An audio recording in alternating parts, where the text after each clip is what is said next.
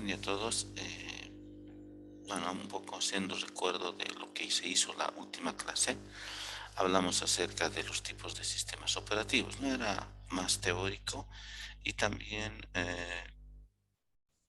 nos hemos basado en el libro y se hizo algunas adiciones, ¿no? Como por ejemplo esta último que están viendo, es lo último que hablamos, ¿no? Acerca de los sistemas operativos para virtualización, ¿no?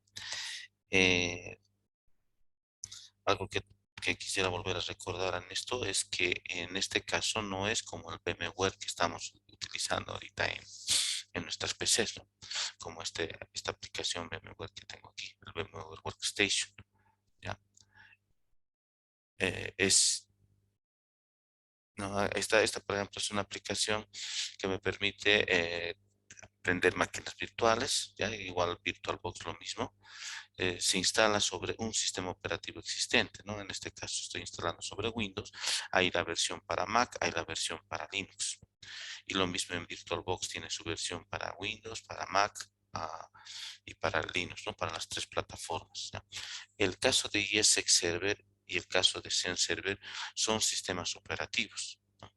Son sistemas operativos, no tienes que instalar sobre un sistema preexistente anterior, ¿no? Sino tienes, instalas sobre una máquina nueva, ¿no? Sobre una máquina servidor, especialmente está orientado a eso.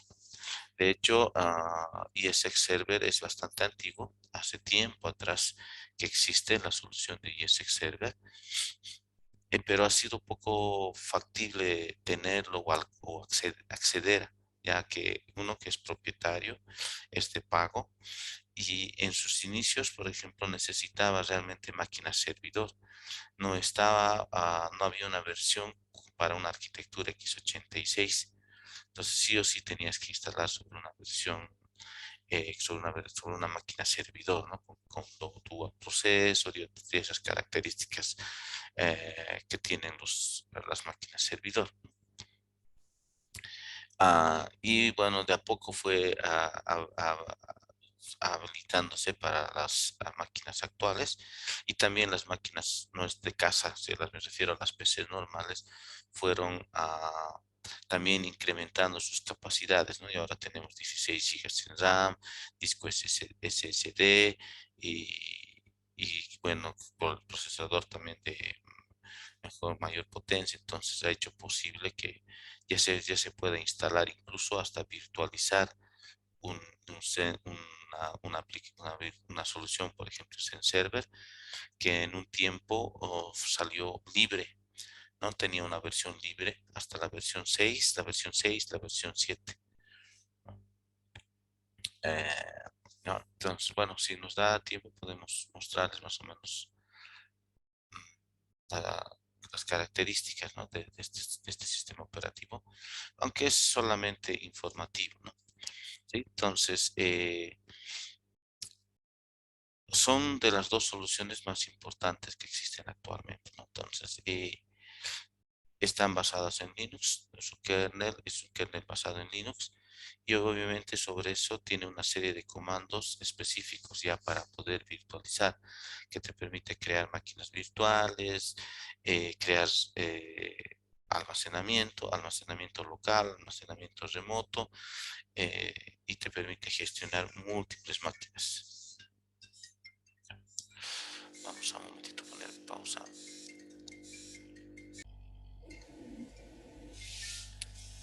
Un momentito, por favor. Ya.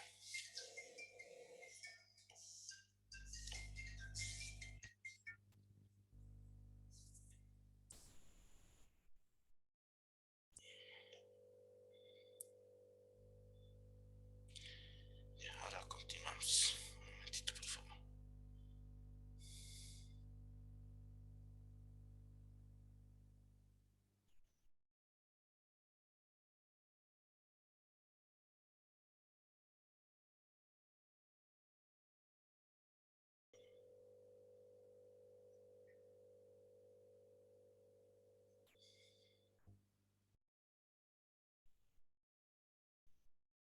Ya. Bien. Entonces eso. No era lo último que vimos en la parte de teoría, ¿no?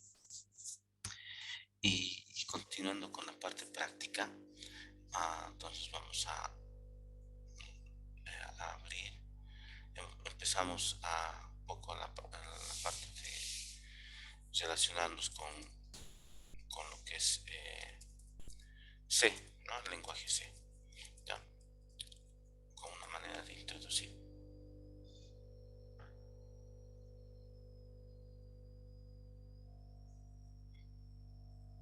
Ya.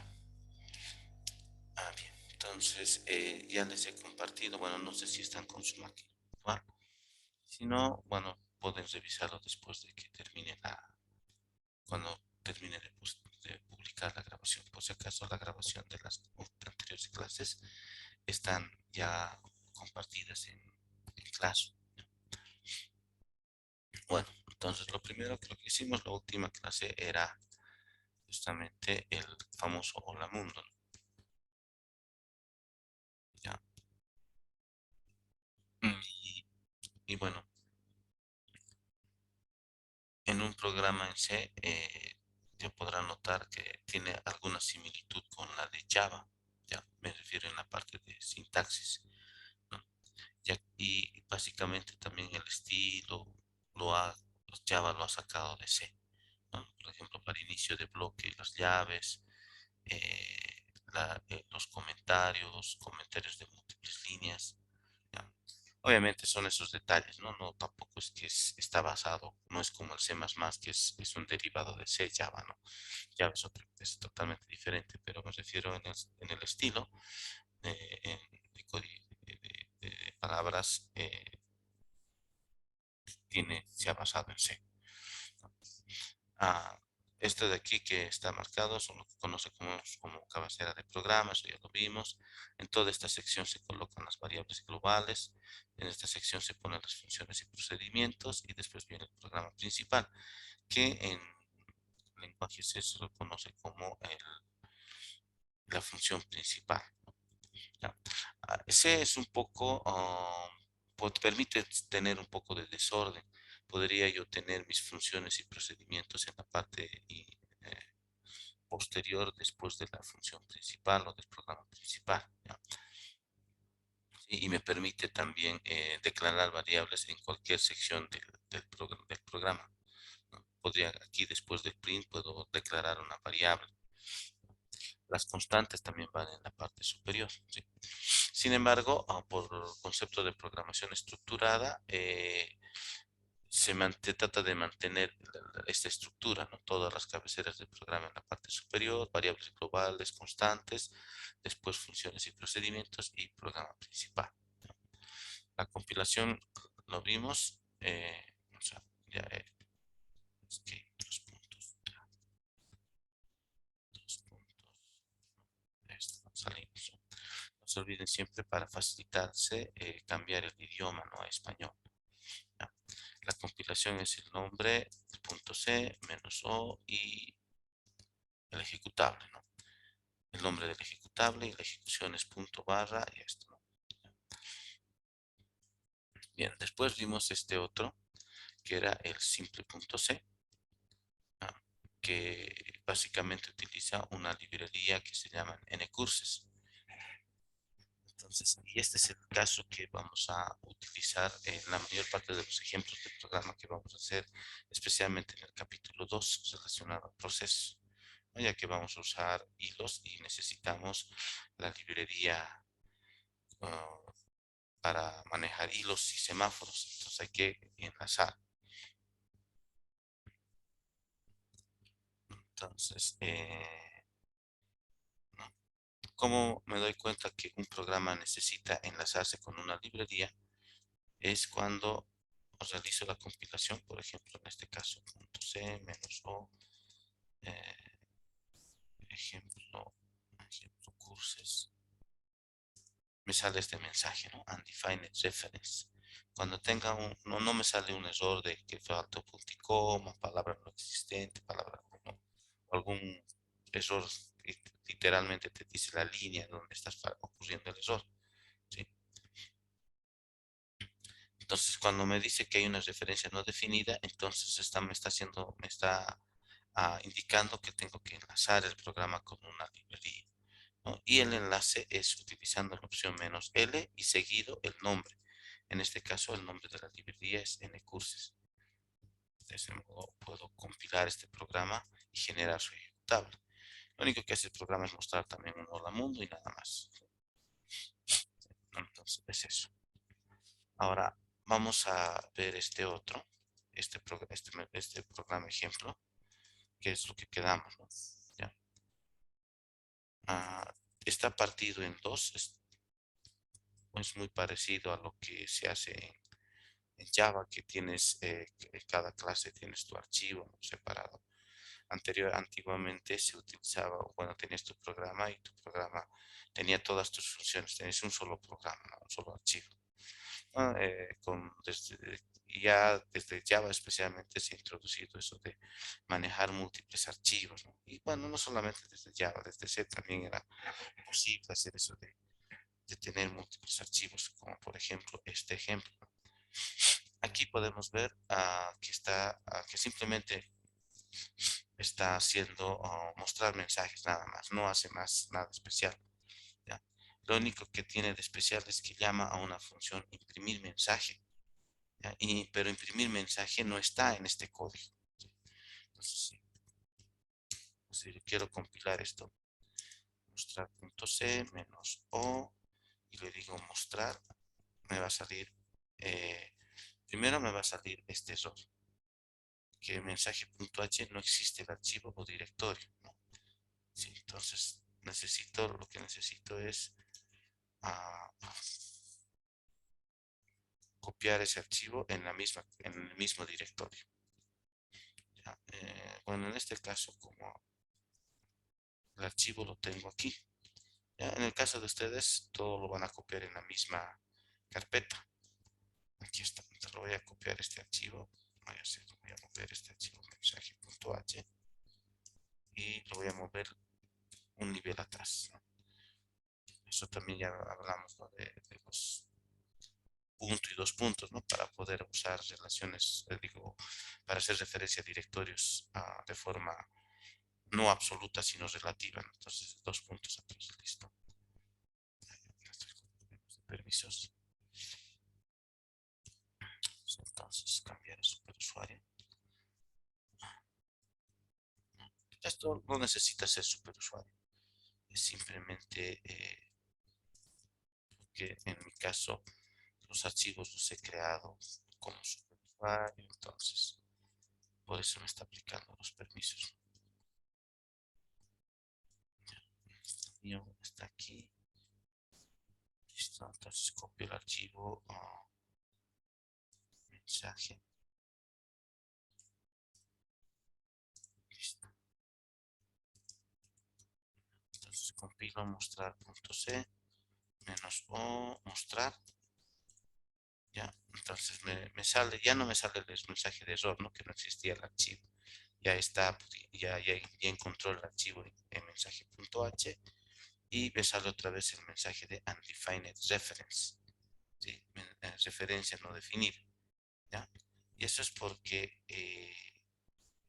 vamos a revisar aquí el archivo mensaje.h. Simplemente dice que está definiendo la función, ¿ya?, imprimir mensaje. Para procedimiento no tiene que retornar un valor, ¿no? La palabra reservada void significa retornar nada, ¿no? Entonces se coloca void, imprimir mensaje, y de esa forma se define un procedimiento en C. Aquí podemos ver que está recibiendo un puntero a carácter, ¿no?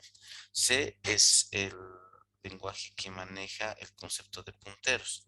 Ya, es un concepto que ya ustedes ya no lo manejan y los lenguajes actuales ya no manejan, ¿sí? En ese sentido sí ha quedado esto como concepto atrás, ¿no? Atrás, ya no es parte de las implementaciones actuales de los lenguajes recientes, ¿no? Esto del puntero. ¿Cuál era? Haciendo así, bueno, es una explicación bien rapidita para no para entender un poco de qué se trataba estos dos punteros. vamos a hacer lo siguiente. Vamos a, vamos a, vamos a, vamos a hacer una cinta y vamos a hacer como celdas aquí.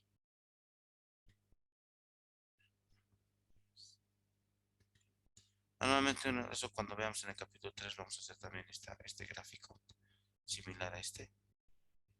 Ya, y una de las representaciones más usuales de la memoria es como una cinta. ¿Ya?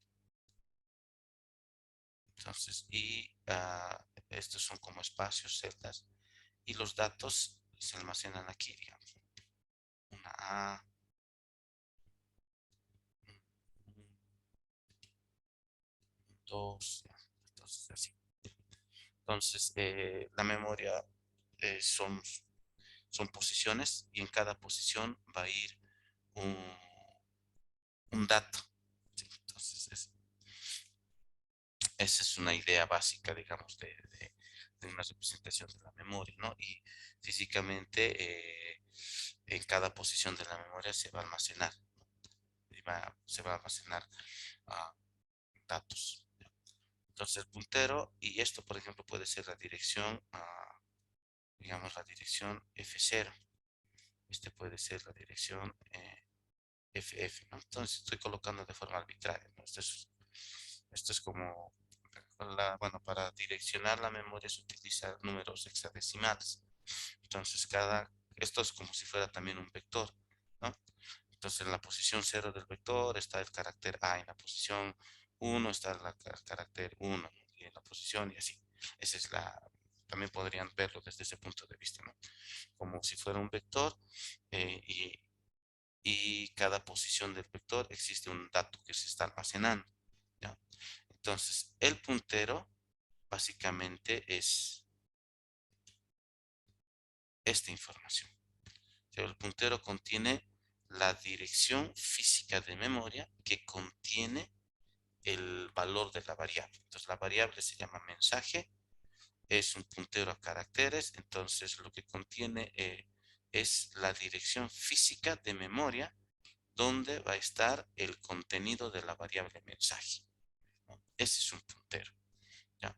Entonces, eso, como les digo, no manejan actualmente los lenguajes de programación, ¿no?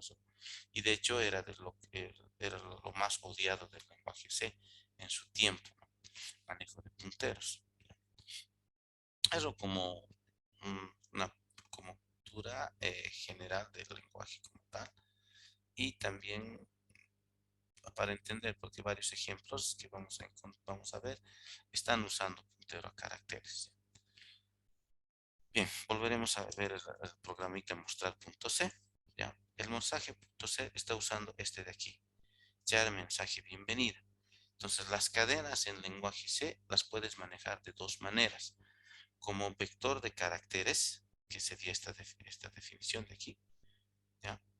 O como puntero a caracteres, como la anterior, char, asterisco, ¿no? Son las dos maneras, las dos son válidas. ¿Ya? Este de aquí me permite, digamos, la diferencia está de que esto define tamaños fijos, por lo general. Colocas, digamos, defines una cadena, digamos, de 80 caracteres y ya reservas 80 un espacio de 80 caracteres en memoria, ¿no? Si utilizas menos, estás desperdiciando ya la memoria, ¿sí? Porque, digamos, he creado una variable, ah, un vector de caracteres de 80, entonces, y solo estoy usando un hola, el resto está en desperdicio, ¿no? En cambio, si utilizo punteros de caracteres, se optimiza el uso de la memoria. Esa es la diferencia. Las dos son válidas. Ahí tiene algunas características en esta que, bueno, en su momento los vamos a revisar, ¿no? En este caso, está definiendo de tamaño variable, no le está colocando una dimensión.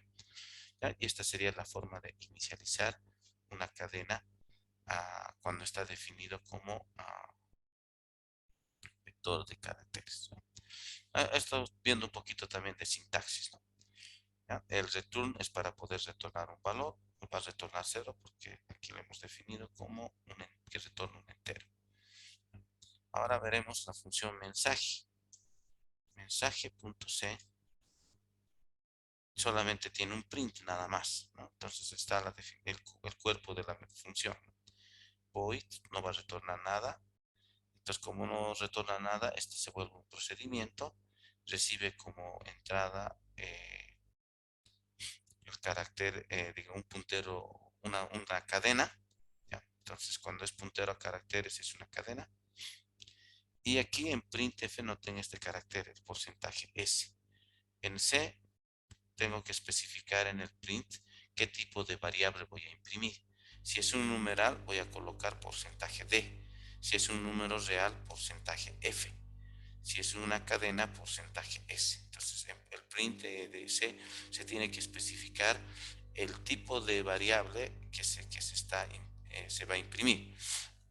Tampoco se va a manejar múltiples tipos, ¿no? Simplemente se maneja para decir que es número, para decir que es cadena y para decir que es un número real. Básicamente esos tres.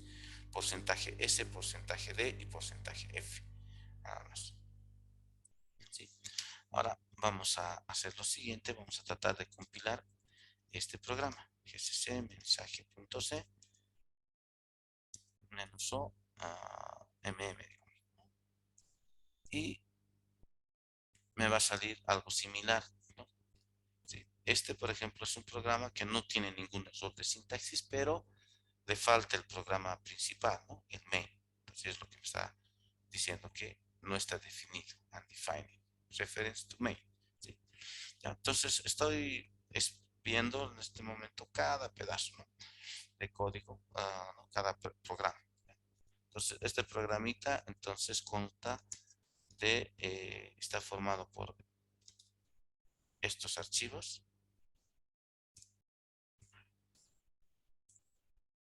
Mensaje.c, mensaje.h y después el programa mostrar.c. ¿Ya? Entonces la forma de compilar es simple. El camino es este, mensaje.c, no importa el orden, mostrar.c, ¿no? Y después poner el nombre del ejecutable. ¿Ya? Esa es la forma de compilar. Listo, ya está. Lo único que hace el programa es mostrar dos mensajes nada más. Entonces, y haces lo mismo en Java, ¿no?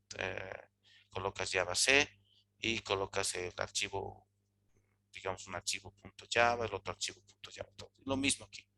Los compilo a todos colocándolo. Entonces, cuando tengo múltiples programas en C, que es el caso que posiblemente en algún momento puedas manejarlo ya de forma personal. Los ejemplos como tal van a ser programas simples. Me refiero a programas que están todos en un solo archivo, ¿no? No van a ser programas que estén, como en este caso, separados en múltiples archivos. Pero si en algún momento tienes un programa que está separado en múltiples archivos, eh, la forma de compilar es esta. ¿Alguna consulta?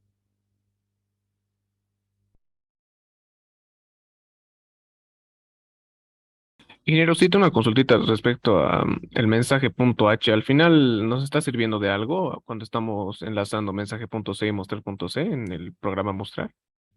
Simplemente está, bueno, en realidad podrías no utilizarlo, porque al final todo está definido ahí, ¿no? Simplemente lo está usando como ejemplo de uso de incluir una cabecera de usuario, ¿ya? Ah, me refiero a esto. Es que esto es un programa, digamos, más para explicativo, para usar un programa ejemplo para explicar un poco algunos detalles de compilación y del caso de múltiples programas, también para poder explicar el tema de crear librería, ¿ya? Ah, lo único que está haciendo el archivo .h es simplemente definiendo la función, pero no tiene ninguna implementación. Entonces, casi como que no tiene mucho sentido, ¿no? En eso concuerdo, sí. Sin embargo, se lo está usando para poder explicar el uso de poder incluir un archivo, una cabecera de programa .h que sea definido por el usuario. Noten la diferencia. Este está entre corchetes y este está entre comillas. En C, cuando la cabecera de programa es del sistema, se utiliza corchetes. Y cuando es definido del usuario, es decir, es un archivo .h que el usuario está creando, que el programador está creando, se utiliza la comilla. ¿Sí? Entonces, en ese sentido, para eso me está sirviendo en este ejemplo, ¿no? Para poder diferenciar, ¿no? ¿Sí? ¿Está claro? Sí, ingeniero, gracias. Ya.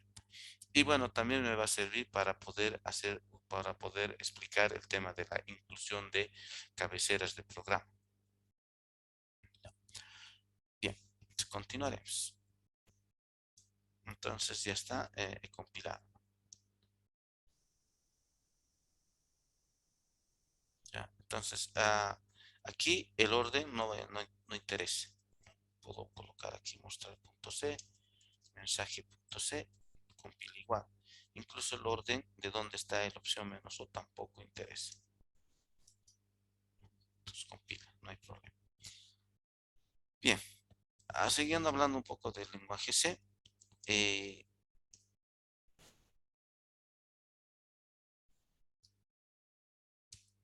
voy a usar la opción menos C. ¿Ya?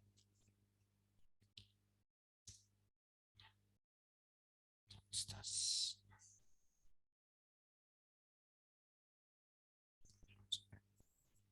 vamos a borrar todos los puntos os que existan.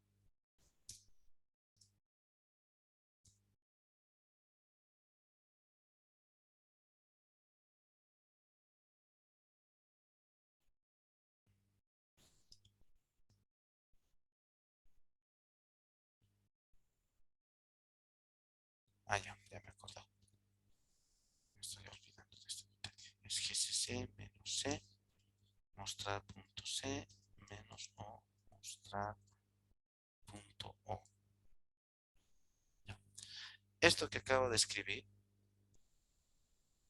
es la compilación por fases que actualmente se utiliza, ¿no? Por si acaso, como les dije, o sea, no es que se ha desaparecido, muchas aplicaciones siguen saliendo para C, especialmente para el lado Linux se sigue generando aplicaciones en C, ¿no?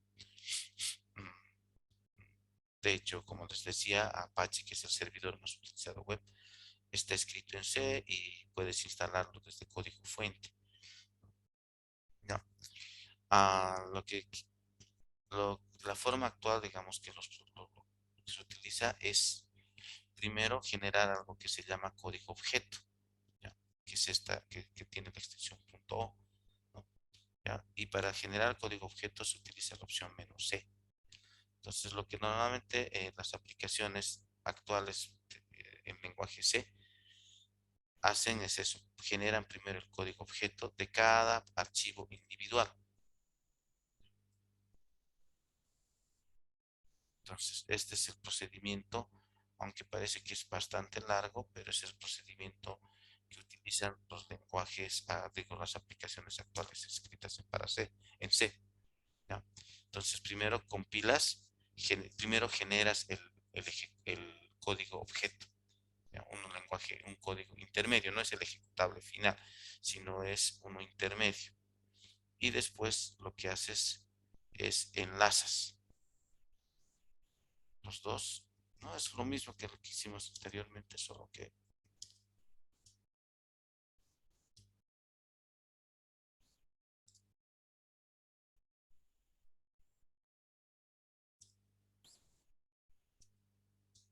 listo, así es, ¿no? Entonces es un paso intermedio. Es del código fuente generas un código, un archivo intermedio que se conoce como código objeto. ¿Ya? Entonces el procedimiento general que utilizan es para cada archivo C, esto es cuando tengo un programa que tiene múltiples archivos en C. Entonces lo que se hace es, para cada programa se genera su código objeto de forma individual, ¿sí? Uno por uno, y después se va enlazando, ¿no? Y cuando me refiero a enlazar es cuando, por ejemplo, en este caso, estos dos se necesitan mutuamente, ¿no? Entonces, mostrar es el programa, como hemos visto en el código mostrar, usa una función que está en este archivo mensaje, ¿sí? Entonces, los dos los pongo, los enlazo y genero el ejecutable, ¿no? Esa es la idea.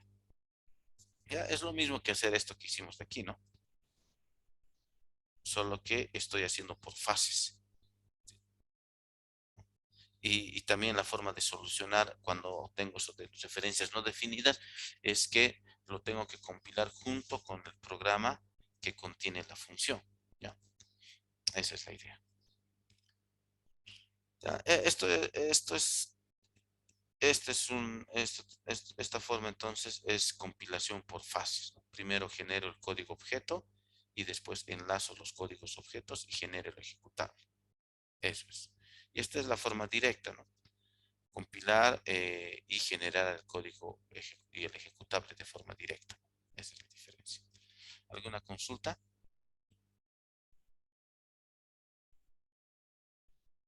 Ya. Bueno, eh, este es un documento que os voy a compartir que lo preparé hace años atrás, que todavía sigue vigente. De hecho, lo usé en ASO. Ya. Justamente es para explicar estos detalles de compilación. ¿Ya? ¿Sí? Entonces, esta es la opción que hemos usado para compilar sin enlazar, para poder generar el código objeto. Y esta es la opción "-L" para enlazar con una determinada librería. ¿Ya? Y bueno, después tienes la opción "-W" y hay otras opciones más. Las que vamos a ver ahora son estas de aquí, estas dos. ¿Ya? Y esta que ya la vimos, que es la opción la O, para generar el ejecutable.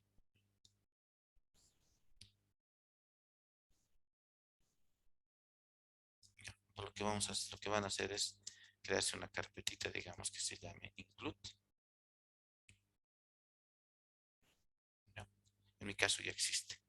Lo que voy a hacer es mover mi archivo mensaje.h a esa carpeta.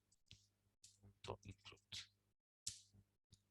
Entonces, cuando quiera compilar, ya sea por fases o de forma ah,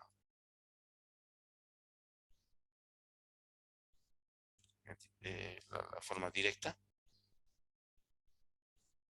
nuestra.c, mensaje.c, me va a salir esto, ¿no? Que no existe el archivo. ¿Ya? Sí. Eh, me sale este mensaje. Es porque no, el compilador no encuentra el archivo. Entonces, esto, bueno, para explicarles un poco, esto os voy a mostrar este archivo include. ¿Ya? Vamos a ir a esa carpeta. User, user include. Aquí están la mayor parte de los archivos .h que es utilizado por el lenguaje C.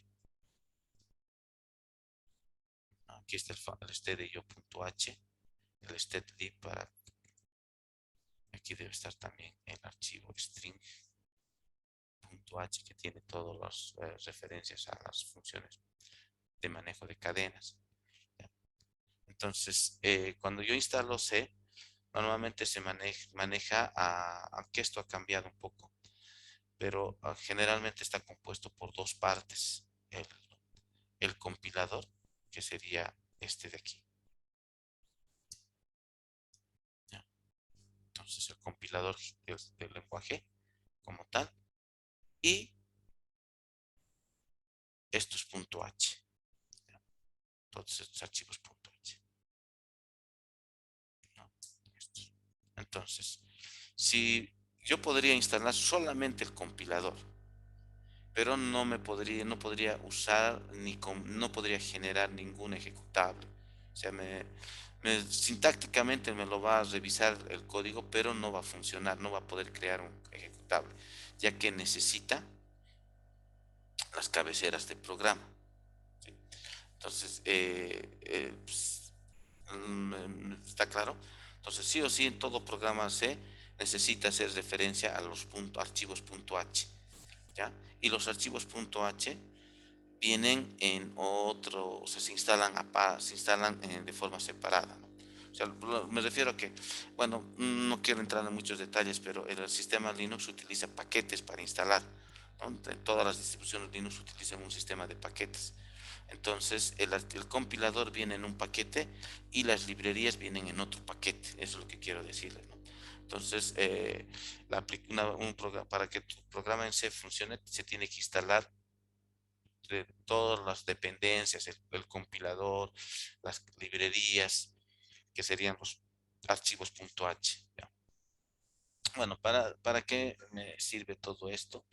Es que para entender que cuando se trata del sistema, directamente yo puedo agarrar un programa y compilarlo, ¿no? Como el caso este de aquí que hemos visto, publica, estamos, compilación, ¿no? Como el caso del simple.c, ¿ya?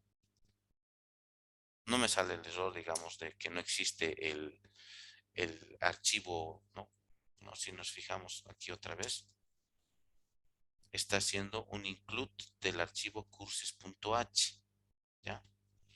Entonces, básicamente lo que quiero decirles es que cuando se trata de archivos, cabeceras del programa que son del sistema, no necesito, no tengo ese problema de que no los va a encontrar. El compilador conoce que todos los archivos están en esta localización, ¿ya?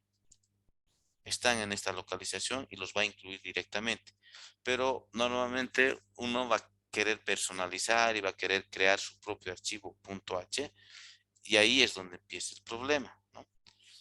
Como en este caso, a mostrar .c, me sale el mensaje de que no encuentra el archivo, ¿sí? Ahora, si yo lo pongo en la misma, como hace un momento lo puse en la misma carpeta, lo va a encontrar el compilador y lo va a incluir, ¿ya? Pero también ustedes saben que cuando uno hace un programa, y ustedes en Java más todavía lo manejan, separas, ¿no? Tus archivos, los puntos Java están en un lado, vas colocando, o sea, estructuras ya tu proyecto, ¿sí? Lo haces de forma, digamos, de que, por decir, los archivos de configuración estén en una carpeta config, eh, los paquetes estén en otra carpeta. O sea, vas estructurando tu programa, ¿no? Entonces es algo muy común que actualmente se maneja, ¿no? Y más ahora se tiene que manejarse, estructurar los archivos, ¿no? Entonces, C también, digamos, puedes hacerlo de esa manera, separar los archivos .h en otra carpeta, los programas en otra, las librerías en otra, entonces vas separando, ¿no? Entonces, cuando tengas ese caso, lo que haces es lo siguiente, vamos a volver a comprar, vamos a colocar aquí, mostrar.c, mensaje.c, ¿ya? Me sale el error, entonces utilizo la opción -i y le tengo que especificar la carpeta donde está el archivo y listo, de esa forma compilo, ¿ya? Entonces, ese es también el sentido de usar ese archivo mensaje.h en este ejemplo, ¿sí?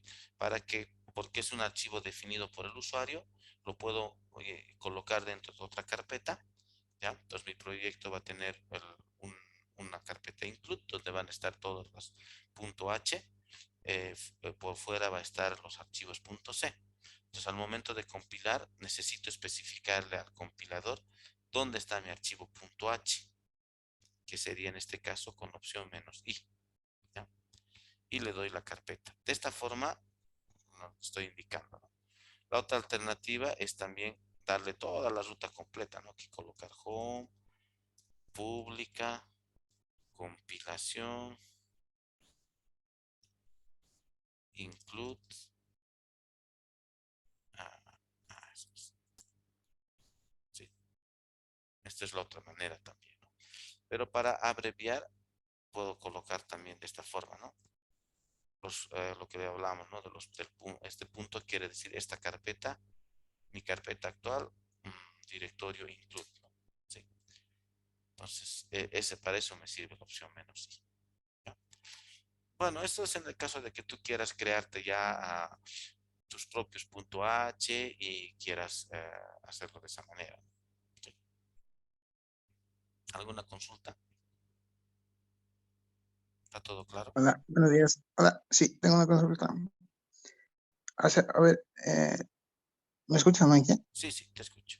Ya, en el caso de que esté incluyendo, por decir, en el archivo, sí, en el archivo principal, eh, programas que están en diferentes rutas, digamos, no solo en ese caso está en el archivo include, pero si tengo 3, 4 archivos, ¿cómo hago? ¿Se aumenta nomás es así o cómo sería? Ya, tú te refieres a que, bueno, como lo normal va a ser que todos los .h los coloques dentro de una sola carpeta y directamente incluyas esa carpeta, ¿no? O sea, no tendría mucho sentido que separes, digamos, un .h en otra carpeta, el otro .h en otra carpeta, ¿ya? En todo caso, Ya. colocas menos "i", el nombre de la carpeta menos "i". Eso es para indicarle al compilador dónde va a buscar los archivos .h.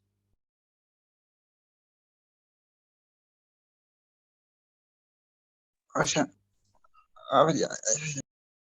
¿Está claro, no? Sí, sí, sí. ¿Ya? Pero bueno, como les decía, o sea, lo más aconsejable es, digamos, ¿no?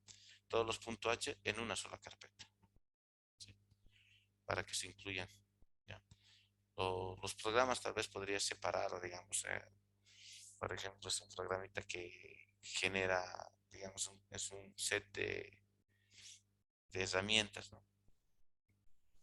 Entonces puedes separar, ¿no?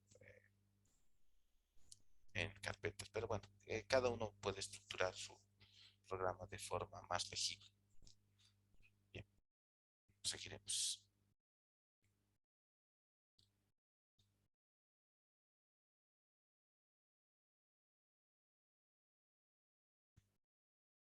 Ya.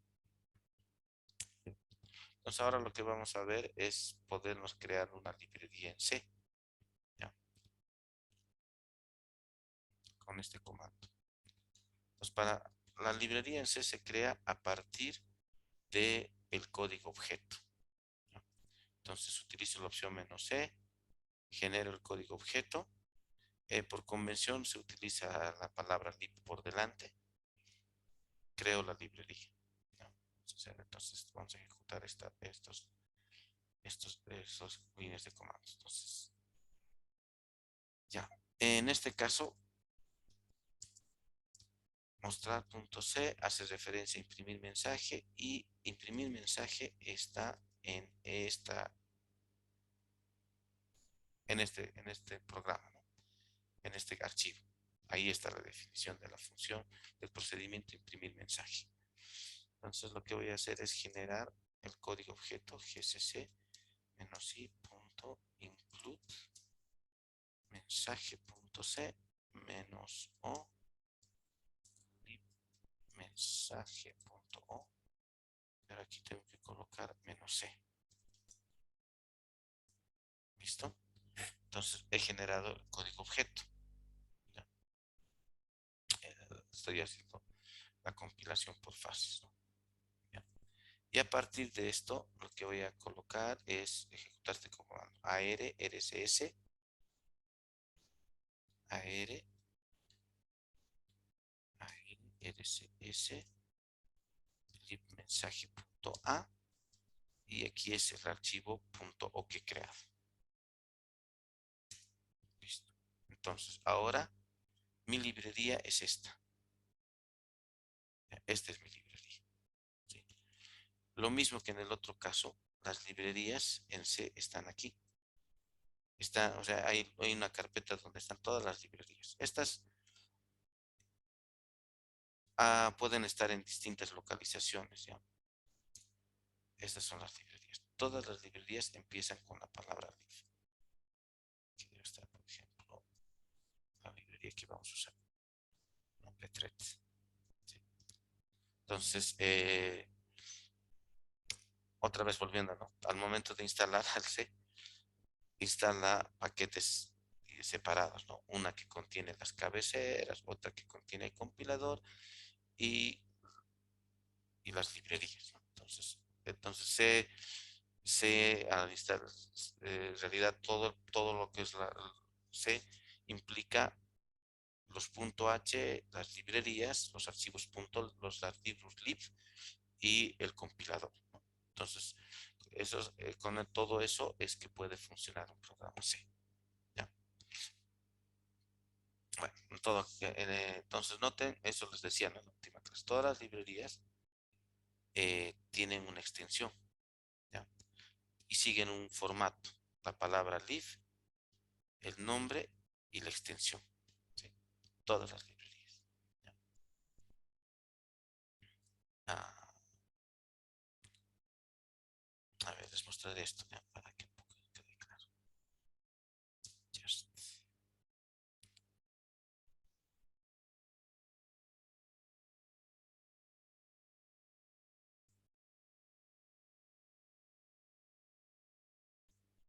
¿Ya? En Linux vas a encontrar paquetes que tienen la palabra devel, ¿ya? Entonces, estos paquetes que tienen la palabra devel son los que contienen los .h y los librerías, o sea, los archivos .lib. ¿Ya? Sí, entonces, cada uno, bueno, tienes un montón de archivos, ¿no? Entonces,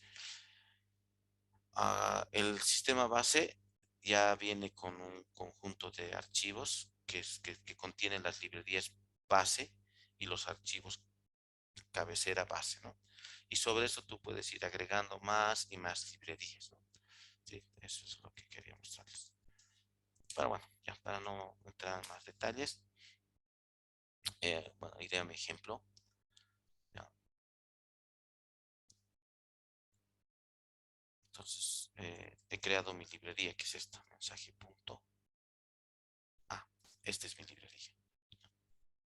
Entonces, como ya es mi librería, como ya tengo una librería creada, lo único que necesito es compilar mostrar.c -o mostrar y enlazar con mi librería. Mensaje. Lo voy a enlazar con mi librería. -l mensaje. ¿Ya?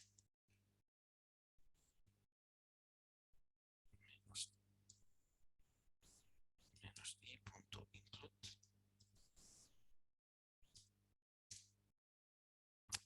¿Qué pasó? Ah, me equivoqué. Esto.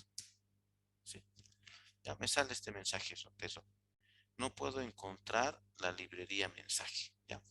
Entonces, cuando se trata de librerías del sistema como LPthread, Pthread para hilos, NCurses u otra librería, Crypt, por ejemplo, para encriptar, el compilador ya conoce la ruta y lo enlaza de forma, o sea, ya sabe dónde encontrar. Pero cuando un usuario se crea sus propias librerías, hay que especificarle al compilador en qué ruta está eh, la librería. Y para eso se utiliza la opción -L mayúscula. ¿Ya? Y de esa manera enlazo. ¿Ya?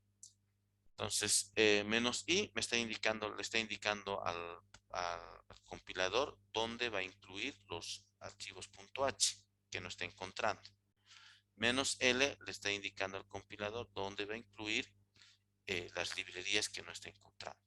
El punto significa este directorio. Entonces está diciéndole que el archivo .h lo incluya de la carpeta include, la librería lo encuentre en la misma carpeta, el nombre del programa principal, el ejecutable y enlazo con la librería que lo he llamado mensaje.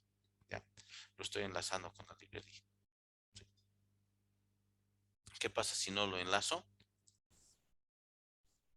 Me va a salir que no existe una referencia definida a la función imprimir mensaje, ¿no? Entonces, para que pueda enlazarlo, entonces es menos L minúscula y el nombre de la librería, ¿no? Esa es la idea, ¿no? Entonces, ¿cuál es la ventaja de tener una librería? Es lo que conocemos como, bueno, en lenguaje, en programación estructurada se llamaba como biblioteca de funciones, ¿no? Entonces yo podía crearme un montón de funciones, me imagino, ¿no? A crearme, digamos, un montón de funciones para manejar vector, digamos, llenar vector, leer vector, ordenar vector, desordenar vector, y algo así, ¿no? Un conjunto de funciones. Y lo que hago es crearme mi librería de tal forma de que yo pueda crearme mis programas y simplemente enlazar con la librería para poder utilizar las funciones, ¿no? ¿Sí? La misma idea es también, creo que con lo que en Java hacemos con los paquetes, lo que se hace con los paquetes, ¿no? Entonces yo creo un paquete que tiene un conjunto de métodos y, y que después en otro programa los voy a importar para poder utilizar los métodos de ese paquete, ¿no? ¿Sí? Bueno, por lo menos bueno, ustedes manejan la parte de Java, ¿no? Sí, tiene una similitud, no es lo mismo, pero la idea base es igual, ¿no? O sea, es reutilizar código, ¿no? ¿Sí? ¿Está claro? ¿Alguna consulta? Y tiene una consultita. En el menos L minúscula está diciendo mensaje para que hagas referencia a la librería lib mensaje. Sí, O sea, ya no se pone lib como prefijo ahí. ya no, solamente el nombre de la función y no se pone la extensión. Solo es menos L y mensaje, nada más. Ahí está bien. ¿Ya? Eso. Entonces, como les digo, lo que más van a usar es esto, ¿no? ¿Ya? Y de hecho el Ptret, ¿no? Porque es lo que más vamos a usar, que es para la parte del capítulo de procesos. Sin embargo, digamos, esto es, lo he incluido toda esta explicación, ¿ya? Porque, por si alguno, digamos, quiera estructurar su aplicación tal vez al estilo de Java en archivos separados, ¿no? Quizá no lo necesiten tampoco, porque tampoco son programas grandes que necesiten construir, ¿no? Van a ser más programas muy específicos, ¿no? Que todos podrían hacerlo de la forma tradicional de un programa estructurado donde todo está en el mismo programa, ¿no? En un solo archivo, ¿sí? Lo que posiblemente, lo que, o sea, no, ya he entrado en redundancia en este caso, lo que sí van a usar es enlazar con alguna librería, ¿sí? Pero bueno, esto es también para poder un poco entender un poco más detalle el proceso de compilación en un programa en C, ¿no? Sí. Bien. Si está todo claro, continuamos. Bien, para terminar este caso, esto del tema de compilación, vamos a ver este otro detalle, estos otros códigos más. Macro.c. ¿Sí? Lo único que hace es imprimir un valor numérico, ¿ya?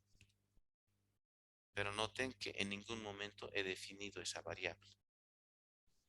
Entonces vamos a compilar este programita. SC macro.c menos o macro.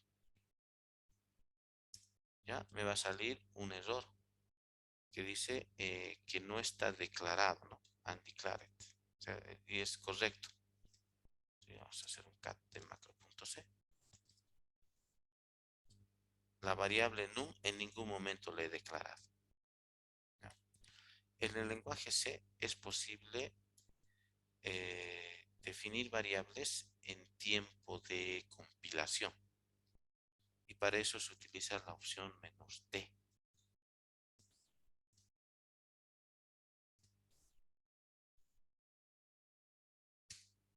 Entonces, la opción "-d" me permite definir una variable en tiempo de compilación, ¿no? Entonces, le digo que compile con num igual a 100. Y entonces ahí me va a poder imprimir el valor de 100, ¿no?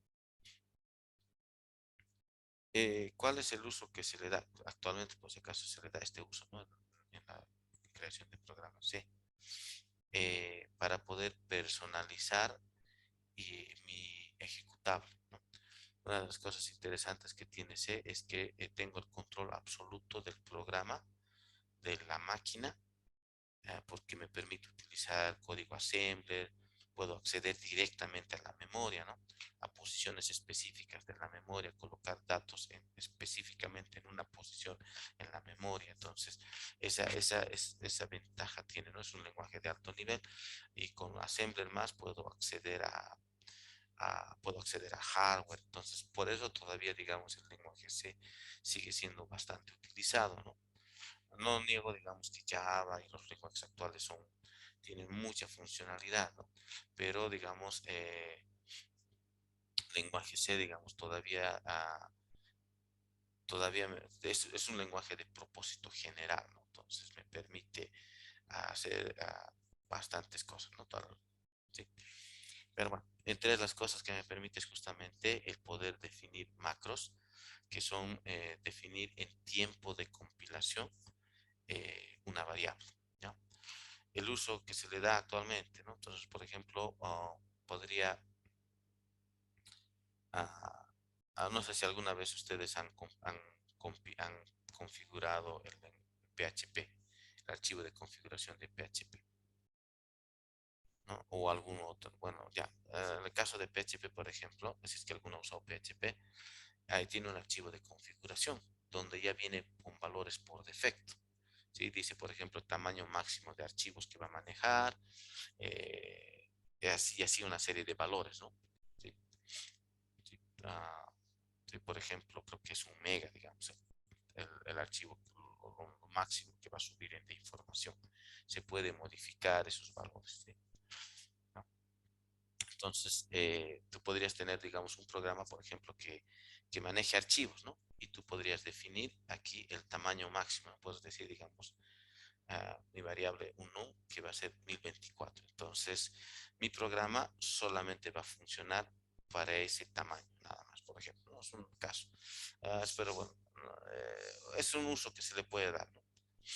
¿Sí? En algunos programas de compilación que hagas de forma manual, puedes tú definir algunos parámetros que te van a afectar ya tu ejecutable, ¿no? ¿Sí? Definir, digamos, que soporte, digamos, cierta característica.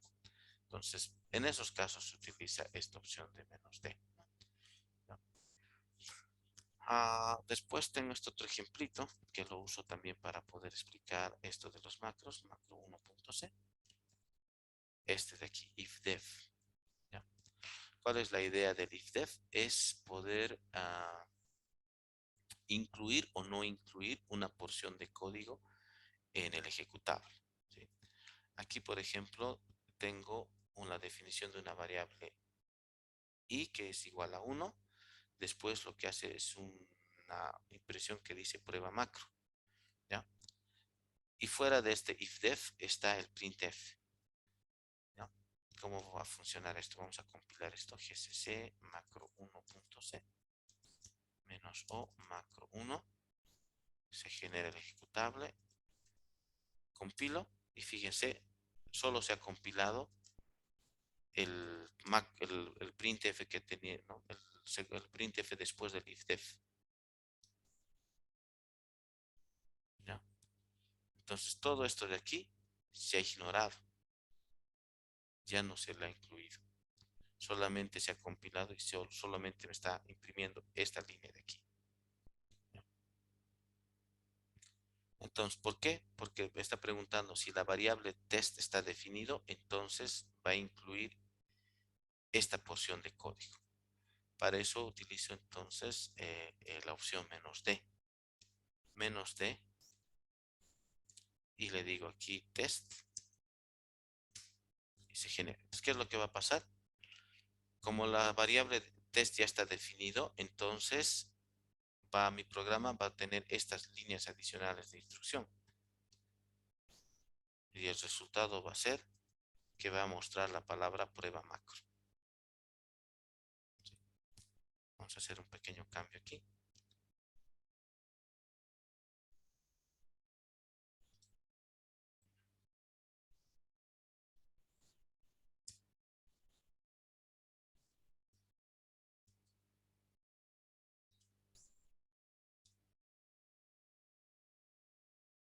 Porcentaje de, coma y punto y coma.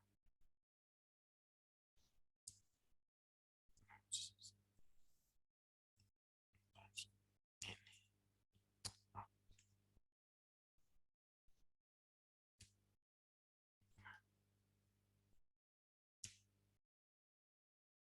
coma.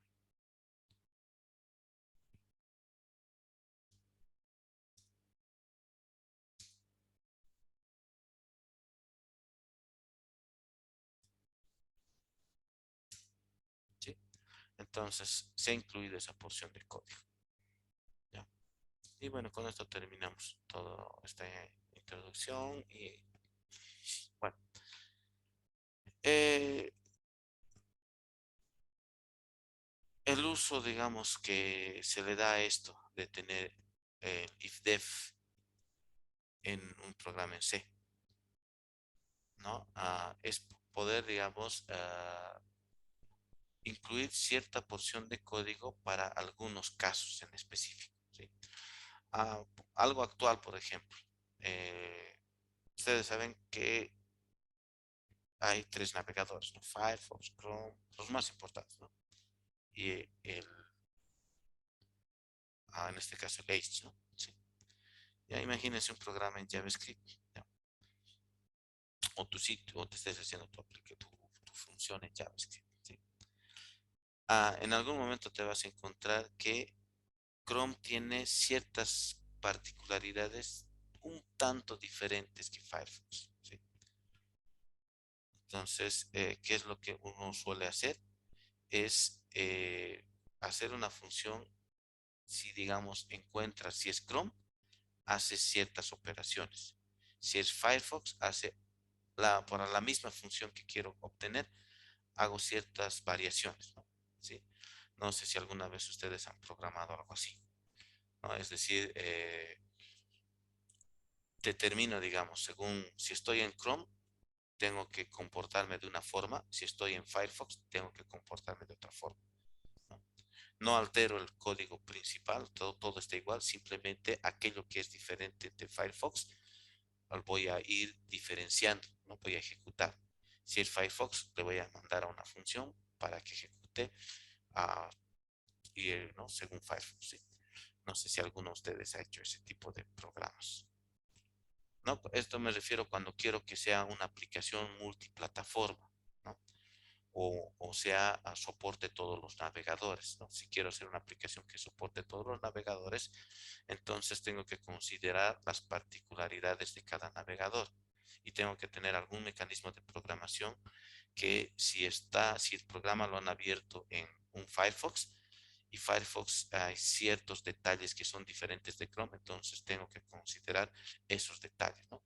Y lo propio para Chrome, ¿no? Es lo mismo. Ahora también se aplica para, digamos, quiero que mi programa funcione en diferentes distribuciones de Linux, ¿no? Que funcione en Ubuntu, que funcione digamos, en Red Hat, ¿no? Igual, necesito considerar esas diferencias, ¿no? Me refiero, por ejemplo, ¿no? Puede ser, digamos, que yo necesite abrir un archivo, digamos que sea este archivo, el init.d, digamos, ¿ya? ¿Sí?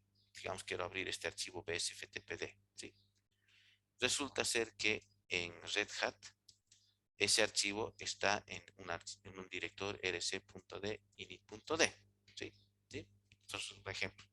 Entonces, ambos tienen el mismo archivo que para mi aplicación que me sirve, solo que en un sistema operativo el archivo está en una localización diferente al otro sistema operativo. Es lo único que cambia. Después, el archivo tiene la misma estructura, entonces lo puedo utilizar.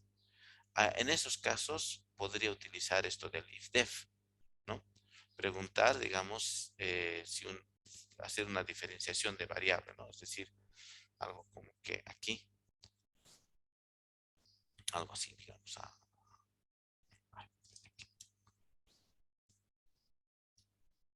publica compilación.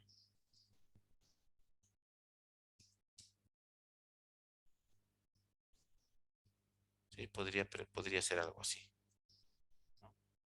Digamos, si RH, si es Red Hat, ¿no? Entonces, que ejecute de este código, ¿no?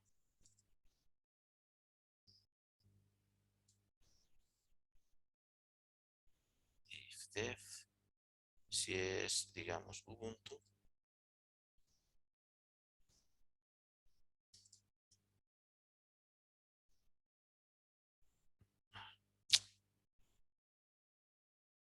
ay, es-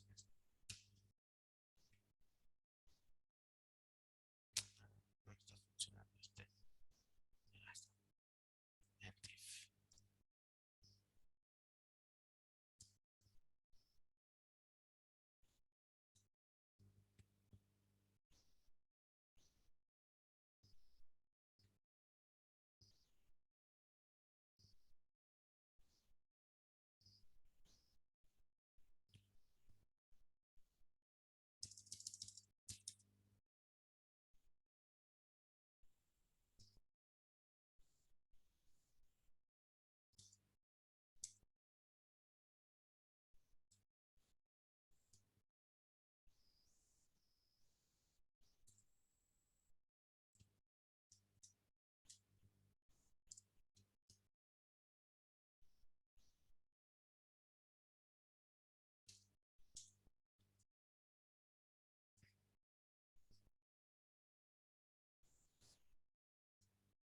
Ya. Entonces, este, si no incluye, no defino ninguna de ellas, solo genera esto. Entonces, aquí yo puedo colocar menos de RH,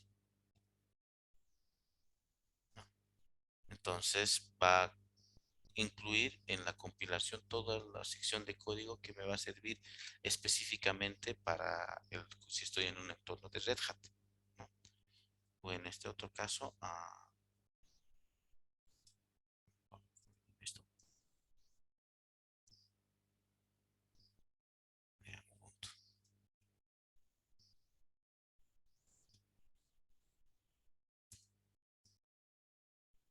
¿sí? Entonces, esa es la idea de IFDEF, ¿no? Entonces, bueno, espero que haya quedado claro, ¿no? Me refiero que cuando quiero hacer una aplicación que sea multiplataforma, que funcione en distintas plataformas, porque el compilador sí está ahí para Solaris, está para Linux, para variantes de Unix. Entonces quisiera que funcione mi aplicación en diferentes sistemas operativos. Entonces el mecanismo es usar ifdef, ¿no? Sí, entonces obviamente tengo que estudiar las particularidades de cada uno de ellos. Y si hay algo muy específico que tengo que ejecutar en un entorno Red Hat, ¿no? Para que funcione mi programa, entonces utilizo un ifdef para que se incluya esa porción de código que me va a funcionar para Red Hat, ¿no? Entonces, y esto también me permite tener un control del programa ejecutable, ¿no? Entonces, aparte de poder yo especificarle con qué librería voy a enlazar, eh, dónde van a estar las cabeceras, también le puedo decir, especificar para qué entorno estoy compilando, ¿no? Entonces, por ejemplo, este podría ser a mi programa, digamos, X, que lo voy a compilar para entorno Ubuntu. Entonces lo compilo y ese programa va a ejecutar con todas los códigos, las características o el código que se necesita para que funcione en Ubuntu, ¿no? Esa es la idea de esto de los macros, ¿no? ¿Ya? ¿Y qué más? A ver.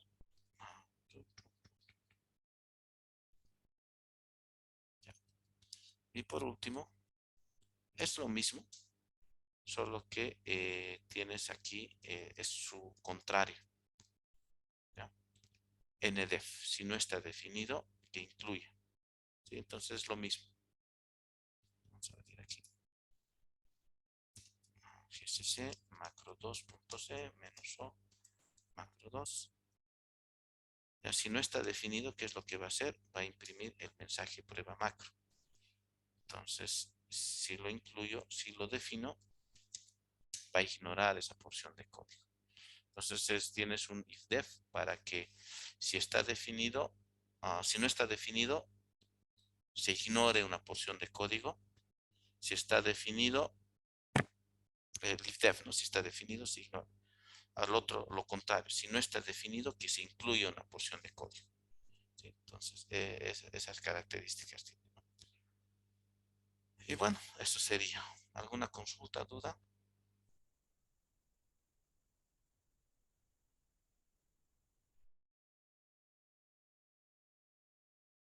Bien, vamos a poner pausa en la grabación.